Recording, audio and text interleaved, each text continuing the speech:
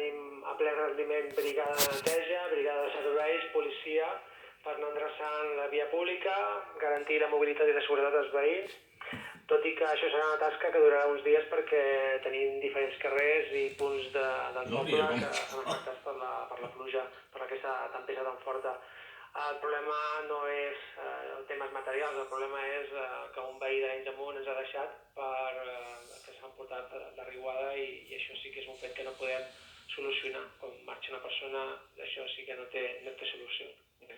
Aquest matí escoltava l'alcaldessa d'Arenys de Mar parlant de la riera i explicava que quan ella era petita, per exemple, ja van créixer educats amb aquesta idea que quan plovia no es podia acostar la gent a la riera. Creu que cal per això insistir a fer pedagogia, encara que estigui tapada, que és important que quan plou no s'acosti la gent?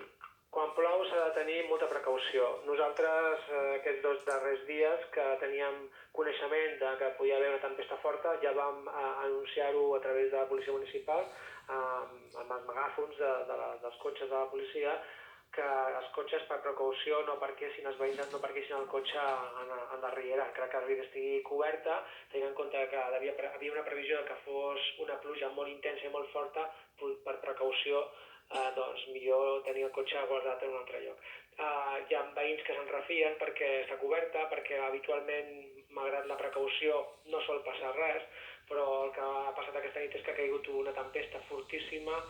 Per posar-te un exemple, 4,2 litres en el seu punt àlgid, de 4,2 litres per minut, que és l'equivalent a 470 litres per metre quadrat en una hora. Per tant, imagina't la intensitat de la pluja. No ha estat així l'acumulació de l'aigua, però sí que ha sigut tan intens que al moment que ha començat a baixar l'aigua molt forta, doncs res podia frenar la baixada de la riera. Alcalde, no sé com ha estat la col·laboració amb la Generalitat, en aquest cas els diferents representants polítics i la coordinació amb el Departament d'Interior. Jo puc assegurar que des de tant la subdelegació del govern espanyol com la Generalitat de Catalunya, Mossos d'Esquadra, policia, bombers, tothom ha col·laborat.